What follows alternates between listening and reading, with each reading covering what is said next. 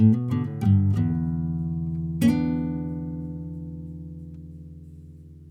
hello, sports fans. My name is Willie Charger, also known as the Professor, and I'll be joined by Nick James. Today, I'm really excited because spring is just around the corner, and we're getting ready for the start of the Major League Baseball. Whoa, whoa, Right? whoa, whoa, whoa, Willie, we got to talk about football, man. Yesterday was the Super Bowl. Yeah, Nick, but spring's just around the corner, and besides, the pitchers and catchers are already reporting. I brought my catcher's mitt and my glove. I'm ready to start. No way, dude. Today's all Super Bowl. Let's start today's show by reviewing this past weekend's Super Bowl that was handily won by the Tampa Bay Buccaneers 31-9 over the Kansas City Chiefs. I was totally surprised by how lopsided this game was. And of course, a lot of that had to do with the Tampa Bay defense as well as offense. Hats off to the defensive coordinator, Todd Bowles, who came up with a great plan to stop Mahomes. Lots of pressure. Poor Mahomes spent much of the game. The Kansas City quarterback spent much of the game running for his life. On the other hand, you have the offensive coordinator, Byron Leftwich, who had a perfect game plan: run, get some play action, and then boom, touchdown pass. So it was total domination on both sides of the ball. Kansas City got totally outplayed. They fell behind 21-6 at halftime. No adjustments were made by Andy Reid or Eric Bieniemy, which I thought was surprising. The defense didn't do much except for that goal line stand, which in the end really didn't mean very much. Of course, the game in the end was all about Tom Brady and Rob Gronkowski. Think about this, Nick: 14 touchdown playoffs, 14 touchdown passes in the playoffs and over their career. That's more than Jerry Rice that's more than Joe Montana and Jerry Rice. So it was total domination on the offensive end. I think Brady had a quarterback rating of 125, 3 touchdown passes. Of course, the other offensive players stepped up. Leonard Fournette, like you called it, Nick, run. They managed to control the line of scrimmage. I don't even think Brady got his uniform dirty the whole game. And Antonio Brown also had a good game. The Tampa Bay offense as well as the defense shined. Total domination. What do you think, Nick? Well, like I said last week, Gronk was going to be the guy that got the one or two big plays that really counted. You got Kelsey, who got his yards, he got his catches. Tyreek Hill didn't even have a bad game. He had about 75 yards or so. I mean, Pat Mahomes, like you said, running for his life. I was telling my friends, he looked shook after that first series. He just was like, something's not right. Definitely don't think it was his toe because he had 2 weeks to get better. And I mean, Brady left a touchdown on the field and he looked actually upset, like that motivated upset that you usually see Mahomes have on that game-winning drive when he's about to go in and do his thing. He looked rattled, and I'm just wondering, I know he's great, but we'll see how this really affects him moving on. But yeah, the defense all over the place. Your boy Antoine Winfield giving the Tyreek peace sign at the end, taunting him. I loved all that stuff. But Devin White, yeah. the linebacker on Tampa Bay, also had a really great game. I mentioned Jason Paul-Pierre. He was there, and of course Sue, who didn't sack him. Mahomes did get sacked 2 or 3 times, but he did put a lot of pressure on Mahomes throughout the whole game. We have to mention the Kansas City offensive line, which was kind of patched up. Players playing out of position. They're all pro left tackle Eric Fisher out. Reimers playing on the other side. It was tough, and I think the game plan for the offensive game plan really didn't help the linemen all that much. Maybe a few screen passes, maybe more running. Which, by the way, Reid said after the game, we should have run the ball more. Too late, but I think that in the end, Kansas City might have just shot itself in the foot. And you're right, Mahomes didn't say that his toe injury, had anything to do. I thought that was pretty kind of a classy thing. He was very classy in defeat. So props out to Mahomes. I know some people don't like him, but he's okay. He's okay. He's okay. And of course, you also have the the defense, which you mentioned earlier, Bunting, Mahomes. I don't know what was his longest pass completion. Not very long. That too deep secondary really took away the vertical ability of a guy like a Tyreek Hill, who like you said, he got his catches. I mentioned Sammy Watkins last week. Watkins was a non-factor. I think he ended up with one catch for maybe 13 yards. So not enough big plays on offense for the Chiefs, and that's why you don't score a touchdown. That's how you only end up with 9 points. So Well, the Bucks didn't have too many big plays. They had the touchdown to Gronk. I think he kind of did the best with receptions and obviously the 2 touchdowns. But Mike Evans, 1 catch. I think Godwin might have had 2. Really, Tom Brady hooked up the boys he brought to the Bucks. He got Fournette, his work. I think he had the rushing touchdown and over 100 scrimmage yards. He got Gronk 2 touchdowns. Antonio Brown, 5 catches for 22 yards. It wasn't much, but he did get that 1-yard touchdown. That really helped out later. Yeah. So and Brady recruited all those guys to Tampa Bay, right? exactly. Yeah. So he's And paying dividends. So he's a good general manager besides being a Hall of Fame greatest of all time quarterback, right? Yeah, maybe a future career. Who knows? He says that he's going to come back and play next year. The way he ended the season, I see no reason how the guy's going to slow down.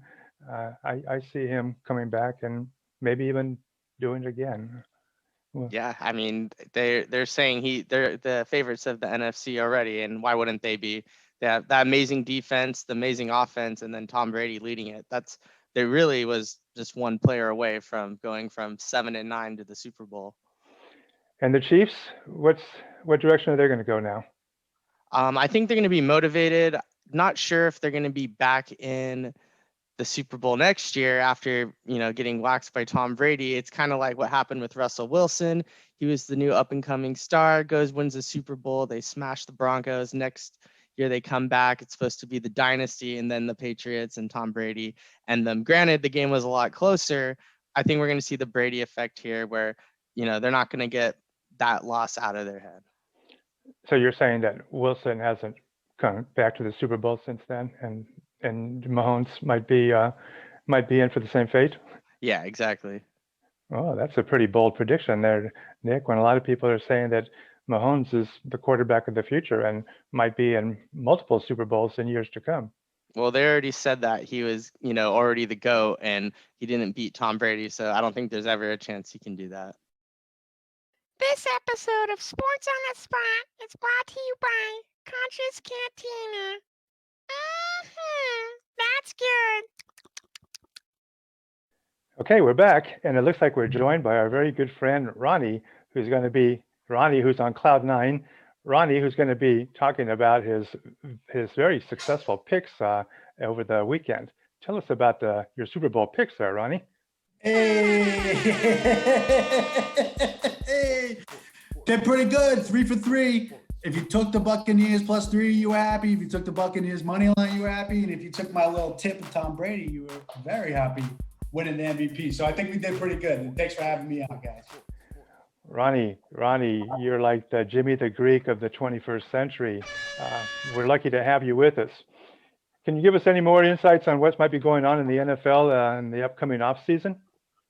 Free agency. Well, I think we got a lot of quarterback changes coming up. I'm thinking about Deshaun Watson to the Jets. That sounds like it's a very, very good possibility. I think we mentioned Stafford on the Rams.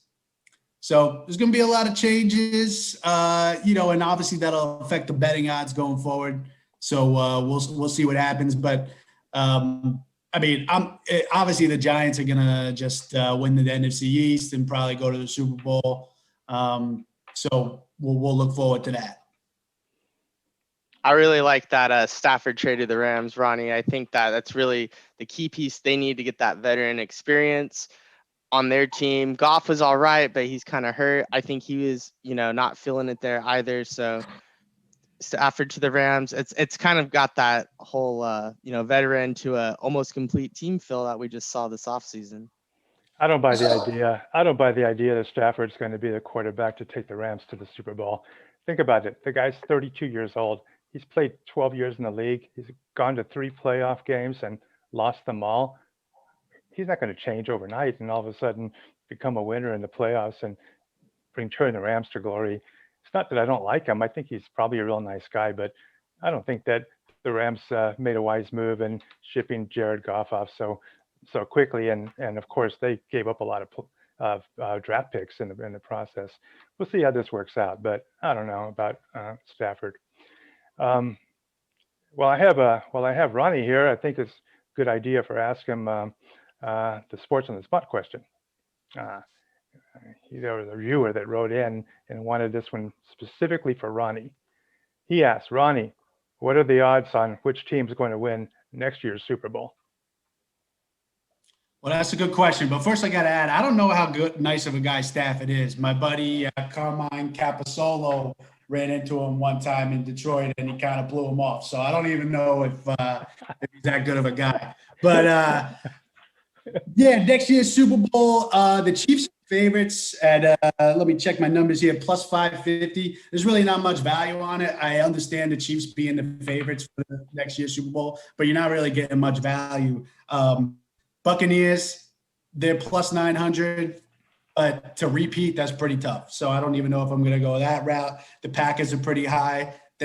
When you got Rodgers, there's always an option. So you can always, just put them in the mix as Rodgers is playing ball. I like the Browns plus 2,200. I'm not sitting here saying they're going to definitely win the Super Bowl, but as a gambler, you're a little bit of a conspiracy theorist, and I started to feel a little bit of a fix for the Browns this year. It seems like the NFL really wants the Browns to be successful, and they do have the talent, but I can totally see the Browns making some noise next year. They kind of laid the groundwork this year for that, and then with Odell back next year, well, I don't know if that's going to hurt them or help them, but Odell will be back, and they should be pretty good.